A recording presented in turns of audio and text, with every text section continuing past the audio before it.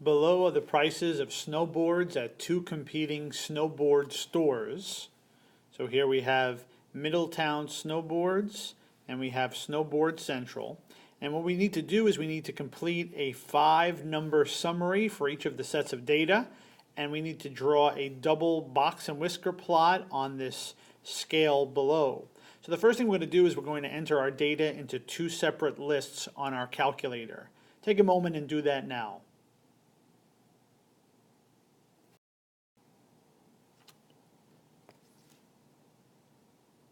Now the 5-number summary is the set of data that goes on a box and whisker plot.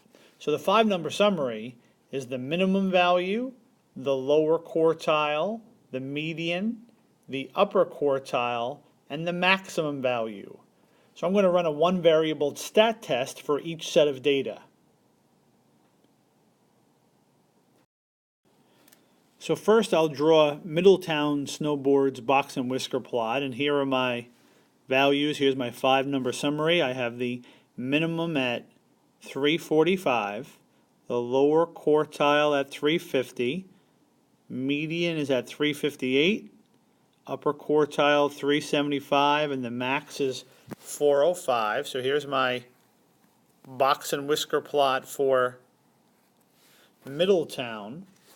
And now I'll do Snowboard Central. And usually box and whisker plots, when you draw double box and whisker plots, one goes above, one goes below. So here I'm going to have the minimum is 343, the lower quartile 370, median is 389, upper quartile 395, and the max is 402. So here is my double box and whisker plot. Now we can do this on our calculator by setting up two different plots. First, what I'll do is I'll go to seconds and then y equals for our stat plots. I'll select plot 1 first. I'll make sure I highlight on, and remember the box and whisker plot is this 5th type. For those of you using the older version of the calculator, it's the bottom row middle type. And now what I'll do is I'll go back to stat plots, and now I'll turn plot 2 on.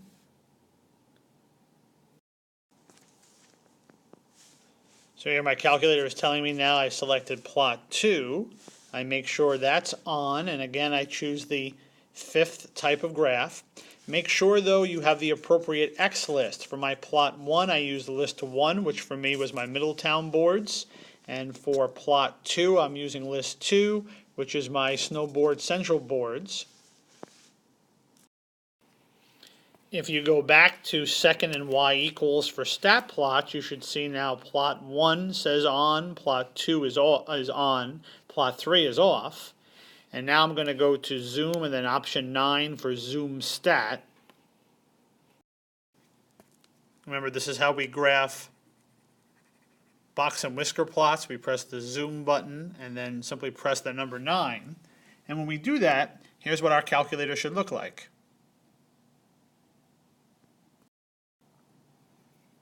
And you can again press the trace button and have a cursor pop up. And by pressing to the left or to the right, you can get the values for each box and whisker plot. You can press down to jump to the other plot. So here's how we're going to be graphing box and whisker plots on our calculator.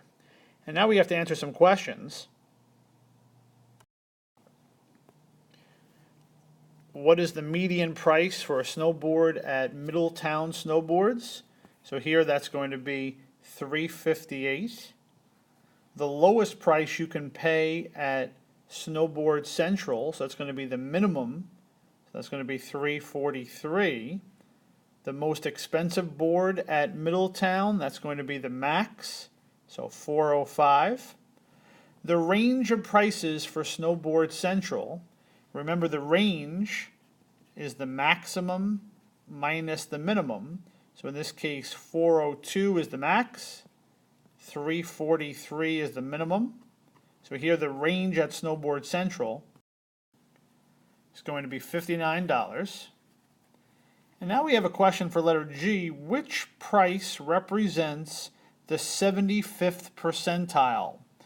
Remember, the advantage of box and whisker plots is that they break the data up into quarters. Remember that 25% of the data is in between the minimum value and the lower quartile. So if I kind of go to my graph to demonstrate,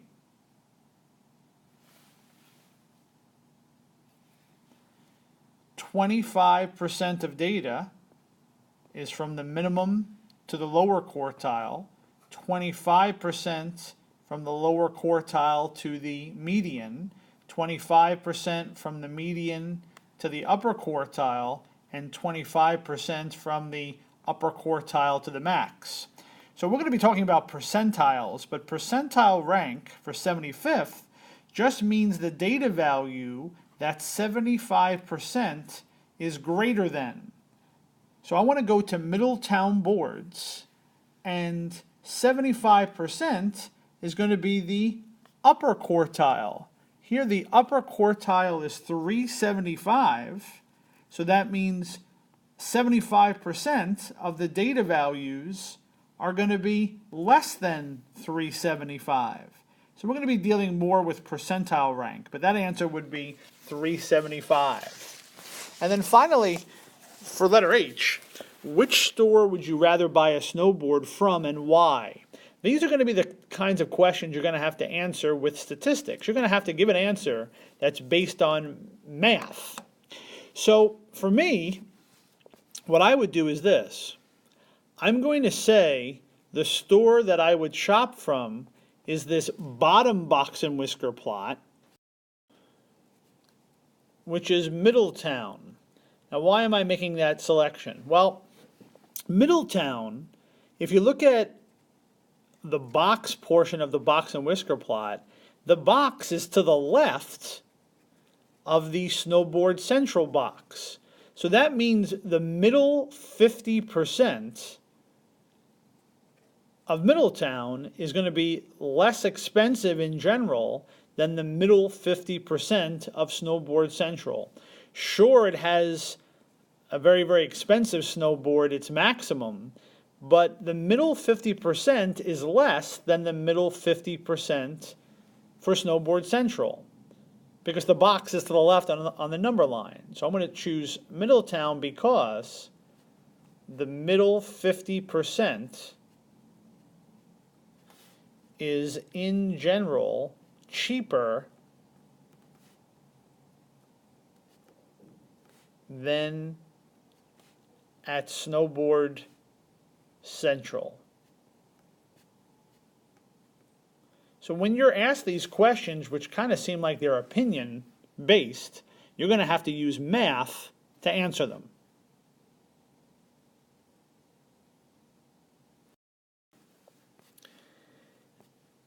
Now I want to talk about something called a modified box plot. And what a modified box plot is, it really does resemble a box and whisker plot.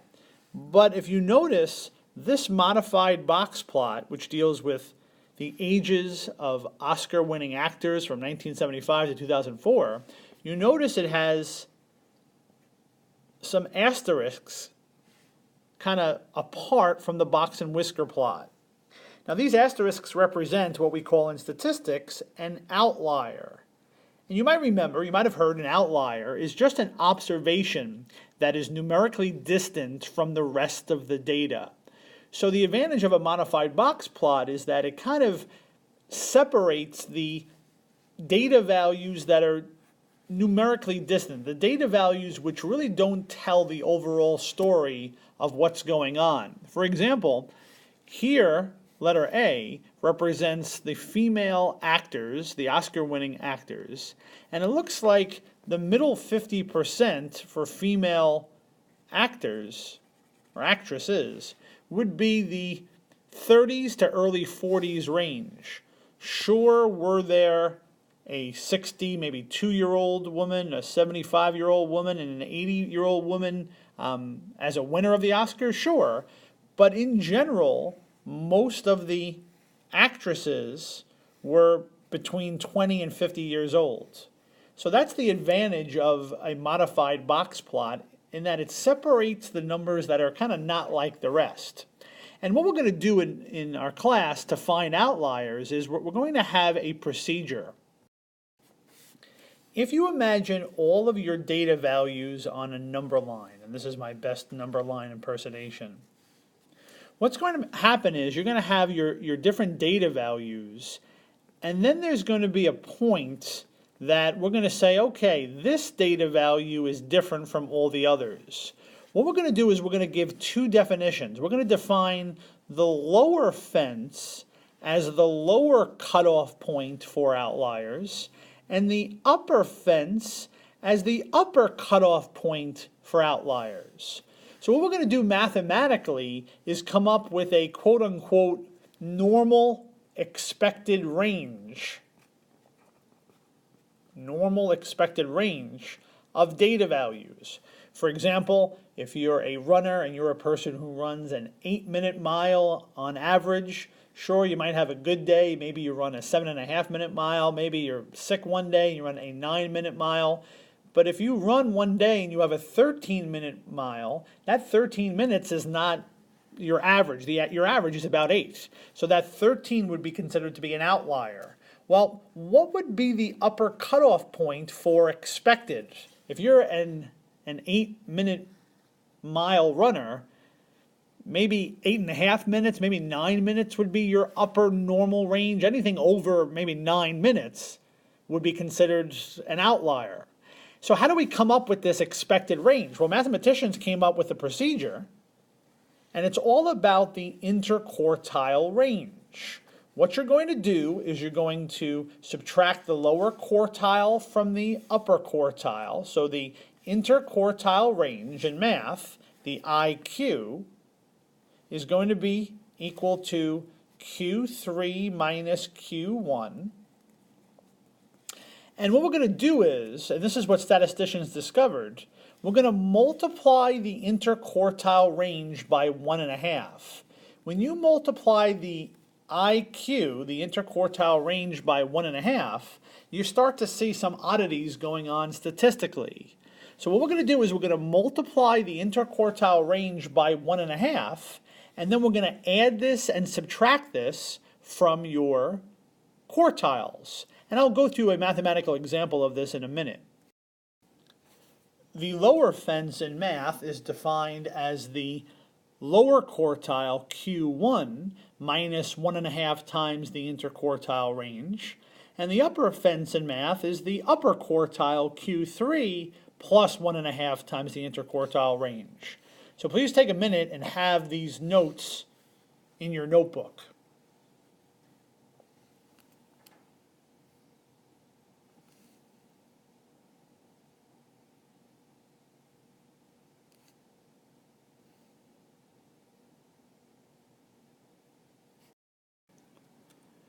So here we're given 13 women were asked to report the cost of their latest hairstyle, and the data is shown below. And for this set of data, we need to calculate our 5-number summary, the minimum, lower quartile, median, upper quartile, and maximum.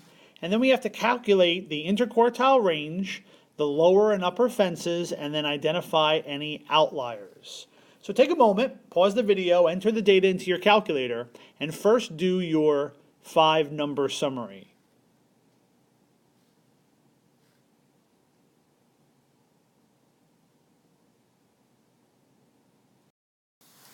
So here our minimum turns out to be 20, lower quartile 33, median is 40, upper quartile 56, and maximum is 120. Next, we're asked to calculate the interquartile range, which is abbreviated in math as the IQ, or sometimes you'll see it as IQR for interquartile range. And what that is the upper quartile minus the lower quartile. So here, The interquartile range is going to be 56, that's Q3, minus Q1, which is 33. So it looks like here our interquartile range is going to be 23. Now what we want to do is we want to calculate the lower fence and the upper fence. What we want to do is we want to calculate the lower boundary and the upper boundary for the outliers. Where does the normal accepted range kind of stop and start? So these particular women were asked how much their haircuts cost, and we want to know what the lower level of kind of normal would be and what the upper level of normal would be. Here, for example, one person paid $120 for their haircut. That seems like it's a bit astronomical when you compare it to the other two, but how about the 95?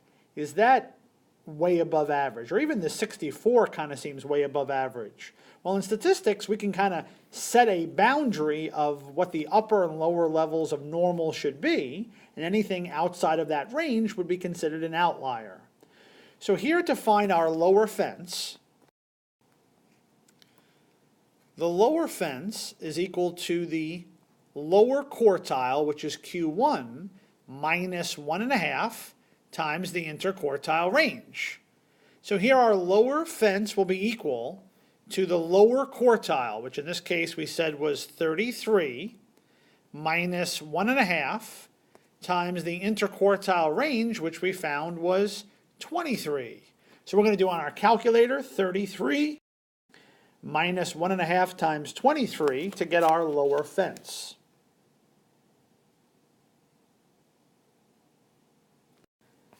So here our lower fence, and it's kind of odd in terms of how the math worked out. The lower fence is negative 1.5. So that means if you could plot all of these different haircut prices on a number line, anything less than negative 1.5, that makes no sense because haircuts can't be negative, at least they shouldn't. But anything less than negative 1.5 would be considered a low outlier. But no haircuts were negative, so our lower fence isn't really going to help us out too much. Here what we want to try to do is calculate the upper fence. I want to see if this $64 haircut, this $95 haircut, I'm pretty sure the $120 haircut is an upper outlier. But here, to calculate our upper fence, we're going to take the upper quartile Q3 and add 1.5 times the interquartile range. So here our upper fence is equal to Q3, which we said was 56, plus 1.5 times the interquartile range, which we said was 23. So we're going to do on our calculator 56 plus 1.5 times 23. So here our upper fence turned out to be 90.5.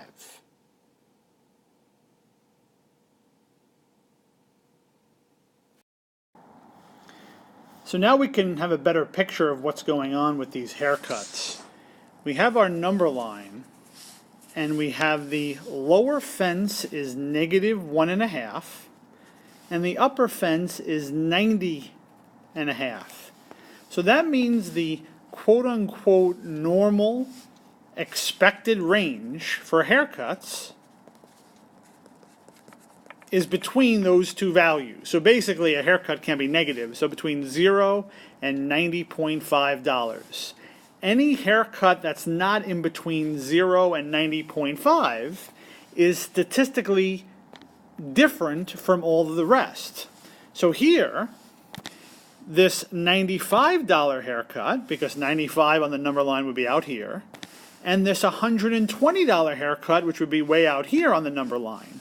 This $64 haircut, even though it's more expensive than all the others, is still between 0 and 90.5. So it's still considered to be expected or normal. So what we want to do is we want to draw a modified box plot on this number line. And what you're going to do is you're going to denote the outliers. In this case, the 95 and the 120 We're going to denote them with asterisks. And we're going to draw a box and whisker plot like we normally would, except we're not going to draw the box and whisker plot going all the way out to the outliers. Instead, we're going to draw it going out to the biggest and smallest numbers, which are not outliers. So in this case, the biggest number, which is not an outlier, is 64. So my whisker is going to extend all the way out to 64. There were no lower outliers, so I know my minimum was 20, so that's where my lower whisker is going to extend to. Lower quartile is 33, median is 40, upper quartile is 56. So I'll draw my box and whisker plot going through those 5 values, and then you notice the 2 outliers are denoted with asterisks. So this is how my modified box plot should look for these haircuts. Now your calculator can also construct a modified box plot. Let me show you how we do that.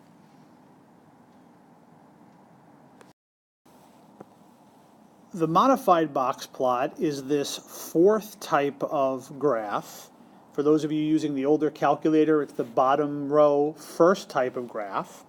And for the modified box plot, again, you supply a list, which for me, I entered my data into list 1. And then you could also use the frequency list feature for the modified box plot. Here, I didn't use that. I just entered all my data into one list. So you need to first make sure you have your frequency as the number 1. You're given for the modified box plot an opportunity to choose how you want the asterisks to look. Do you want them to be open circles or crosses or closed dots or little tiny dots? It's really more for aesthetics. Whichever one you want is fine. I'm now going to go to Zoom Stat, which is Zoom and number 9. So here is what my modified box plot looks like. Again, you notice there are these 2 outliers, and you can press the trace button and move the cursor to display the outliers. So here you see the 2 outliers are 95 and 120. So that's how you construct a modified box plot and calculate the lower and upper fences and the outliers.